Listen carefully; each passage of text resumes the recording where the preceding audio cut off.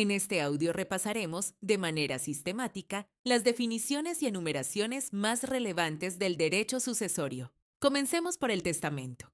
El testamento es un acto más o menos solemne, en que una persona dispone del todo o de una parte de sus bienes para que tenga pleno efecto después de sus días, conservando la facultad de revocar las disposiciones en él mientras viva. Desde esta definición se desprenden sus características fundamentales. Es un acto jurídico unilateral, solemne, mortis causa, esencialmente revocable y fundamentalmente destinado a disponer de los bienes del testador. Sus requisitos pueden ordenarse en una gran clasificación: requisitos internos y requisitos externos. Dentro de los internos destacan la capacidad del testador y la voluntad exenta de vicios. Dentro de los externos debe distinguirse entre testamentos solemnes y menos solemnes, y dentro de los solemnes entre testamentos abiertos y cerrados. En ambos casos, las reglas se refieren en lo esencial a los testigos, al procedimiento y, cuando corresponda, al funcionario interviniente.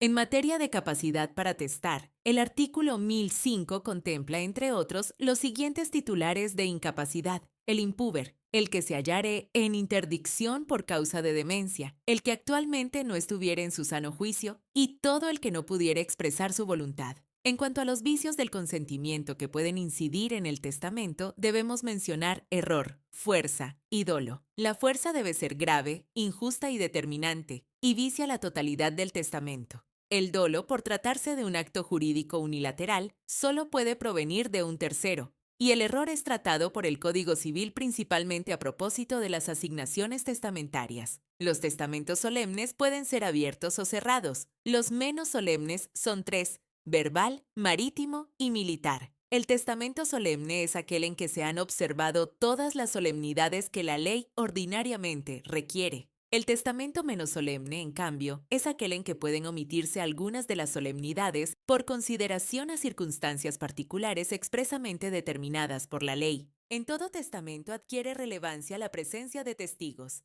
El artículo 1012 contempla, entre otras, las siguientes incapacidades para ser testigo: los menores de 18 años, los interdictos por demencia, los que actualmente se hallaren privados de razón, los ciegos, sordos y mudos, los condenados e inhabilitados para ser testigos, los amanuenses del escribano que autoriza el testamento, los extranjeros no domiciliados en Chile, y quienes no entiendan el idioma del testador. El testamento solemne abierto se caracteriza porque el testador hace sabedores de sus disposiciones a los testigos. Puede otorgarse ante 5 testigos o ante 3 testigos y un funcionario público, que puede ser notario o juez de letras de la comuna. Están obligados a otorgarlo de forma abierta quienes no sepan leer o escribir, y también el ciego, sordo o sordomudo, que pueda darse a mesa a entender claramente. En cambio, si el testador no pudiere darse a entender o ser entendido de viva voz, solo podrá otorgar testamento cerrado. El testamento cerrado precisamente se caracteriza porque el testador no hace sabedores a los testigos de sus disposiciones. Las causales de nulidad del testamento solemne comprenden, entre otras, las siguientes: que no se otorgue por escrito, que falte el número de testigos exigido, que intervenga un funcionario no autorizado o que se infrinjan las reglas legales de celebración. Dentro de estas últimas, destacan supuestos como la falta de lectura del testamento abierto, la ausencia de constancia de la lectura, la infracción a la doble lectura en el caso del ciego, la violación de la cubierta del testamento cerrado o el hecho de que el testador no otorgue la forma de testamento que legalmente le corresponde. Si el testamento solemne se otorga en el extranjero conforme a ley extranjera, para que valga en Chile debe otorgarse por escrito, acreditarse que se cumplieron las solemnidades exigidas por la ley extranjera y acreditarse la autenticidad del instrumento. El testamento hológrafo valdrá mientras valga según la ley extranjera y conste por escrito. Si en cambio se otorga en el extranjero conforme a leyes chilenas, se requiere que el testador sea chileno o extranjero domiciliado en Chile, que los testigos sean chilenos o extranjeros domiciliados en la ciudad, que se otorgue ante cónsul o representante diplomático, y que en lo demás se sigan las reglas del testamento solemne otorgado en Chile. Pasemos ahora a las asignaciones testamentarias. Son aquellas asignaciones que hace el testamento de una persona difunta para suceder en sus bienes. Sus requisitos pueden ser subjetivos y objetivos. Los subjetivos son los que deben concurrir en la persona del asignatario. capacidad para suceder, dignidad para suceder y ser persona cierta y determinada. Excepcionalmente, algunas asignaciones pueden referirse a sujetos indeterminados, como ocurre con las dejadas con objeto de beneficencia, las dejadas a los pobres y las dejadas indeterminadamente a los parientes. En cuanto a su validez, las asignaciones deben ser determinadas o determinables. El artículo 1066 dispone: toda asignación deberá ser o a título universal o de especies determinadas o que por las indicaciones del testamento puedan claramente determinarse o de géneros y cantidades que igualmente lo sean o puedan serlo. De otra manera, se tendrá por no escrita. A su vez, en la interpretación del testamento, el artículo 1069 establece que prevalecerá la voluntad del testador claramente manifestada, con tal que no se oponga a los requisitos o prohibiciones legales, debiendo atenderse más a la substancia de las disposiciones que a las palabras empleadas. Las asignaciones testamentarias se clasifican en puras y simples o sujetas a modalidad, a título universal o a título singular, y voluntarias o forzosas. Las asignaciones forzosas son aquellas que el testador está obligado a hacer y que se suplen cuando las ha hecho, aun con perjuicio de sus disposiciones testamentarias expresas. Son 3. Alimentos que se deben por ley a ciertas personas, legítimas, y cuarta de mejoras en la sucesión de descendientes, ascendientes y cónyuge. Estas asignaciones se protegen por medios indirectos y directos. Los indirectos son interdicción por demencia o disipación, insinuación de donaciones irrevocables, limitaciones a donaciones entre esposos, acervos imaginarios, prohibición de sujetar las legítimas a modalidades y la regla según la cual el causante puede efectuar la partición pero no tasar los bienes. El medio directo es la acción de reforma del testamento del artículo 1216. La legítima es aquella cuota de los bienes de un difunto que la ley asigna a ciertas personas llamadas legitimarios. Los legitimarios son los hijos personalmente o representados, los ascendientes y el cónyuge sobreviviente. La legítima efectiva es la legítima rigorosa aumentada por la cuarta de mejoras o por la cuarta de libre disposición cuando el testador no dispuso de ellas o sus disposiciones no produjeron efecto. La legítima rigorosa es la parte que corresponde a cada legitimario dentro de la mitad legitimaria, la cual se divide conforme a las reglas de la sucesión intestada, por cabezas o por estirpes. Y cuando uno de los legitimarios falta, su porción acrece a la de los demás.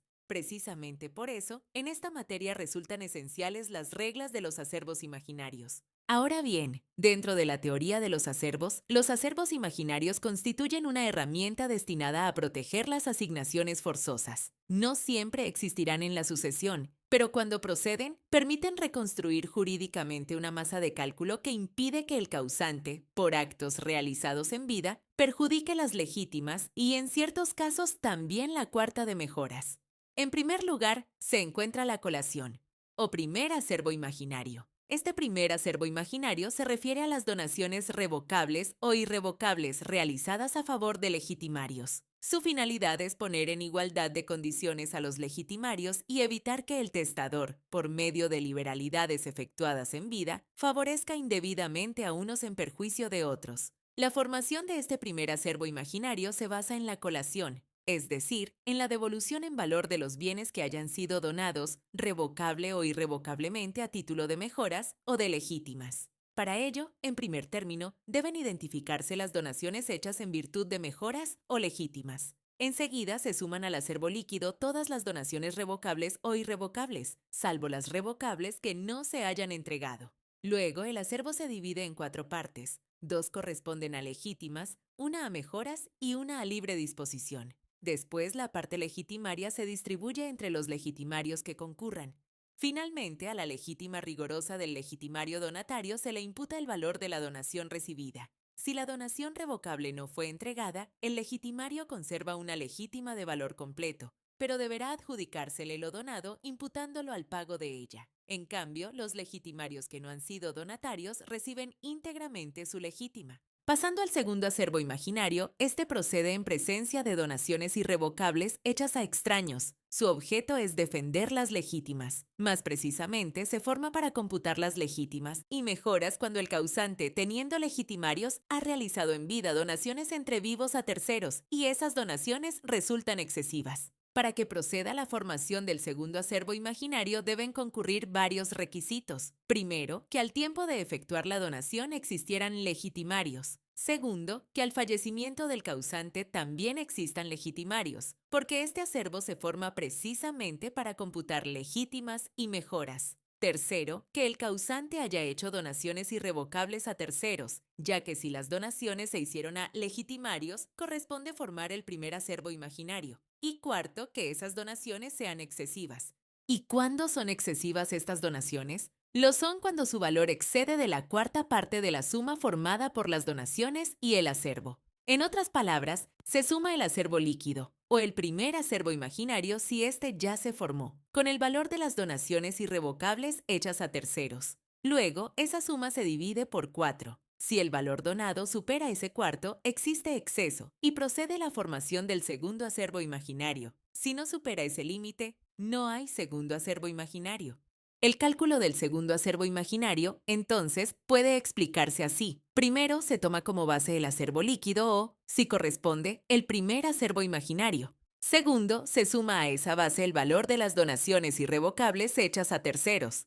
Tercero, se determina cuál era la cantidad que el causante podía legítimamente donar, calculando la cuarta parte del total anterior. Cuarto, se compara esa cuarta parte con lo realmente donado. Si lo efectivamente donado excede lo que el causante podía disponer libremente, ese exceso se acumula imaginariamente al acervo para la computación de las legítimas y mejoras. Ese es propiamente el segundo acervo imaginario. Los efectos del segundo acervo imaginario pueden presentarse en dos niveles. El primero es que disminuye la cuarta de libre disposición. Esto ocurre cuando las donaciones son excesivas, pero no alcanzan a lesionar legítimas ni mejoras. En tal caso, las asignaciones forzosas se pagan íntegramente y el sacrificio recae sobre la parte de que el causante podía disponer libremente. Dicho de otra manera, el testador ya gastó en vida, por medio de donaciones, una parte de aquello que podía asignar libremente por testamento. Por eso, la cuarta de libre disposición se reduce y correlativamente los legados deberán rebajarse hasta ajustarse a la porción que efectivamente reste. Pero puede darse una situación más grave. Puede ocurrir que las donaciones sean de tal modo excesivas que no solo afecten la cuarta de libre disposición, sino que además lleguen a lesionar las legítimas y mejoras. En ese evento, no basta con formar el segundo acervo imaginario para efectos de cálculo. Nace, además, la acción de inoficiosa donación.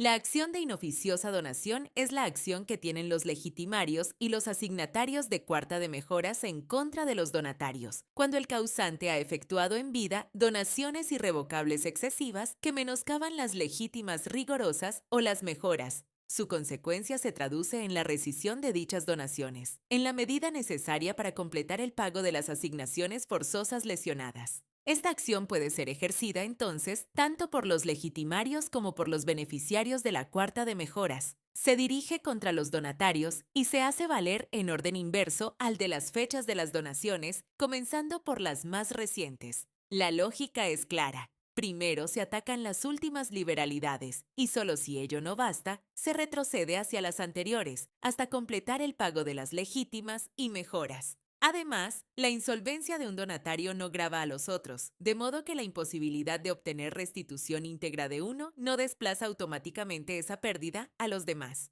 En síntesis, mientras el primer acervo imaginario busca restablecer la igualdad entre legitimarios cuando algunos de ellos han recibido donaciones en vida, el segundo acervo imaginario mira las donaciones irrevocables hechas a terceros y tiene por finalidad impedir que, bajo apariencia de liberalidades entre vivos, se frustren las legítimas y mejoras. Si el exceso solo invade la parte de libre disposición, ésta se reduce. Pero si el exceso alcanza a lesionar asignaciones forzosas, entra en juego la acción de inoficiosa donación como mecanismo correctivo final. Como conclusión, en este texto se ha abordado de manera necesariamente superficial un conjunto de materias relativas a los acervos imaginarios y a la protección de las asignaciones forzosas. También se han dejado fuera ciertas clasificaciones de las asignaciones y todavía resta un conjunto importante de instituciones dentro del amplio mundo del derecho sucesorio.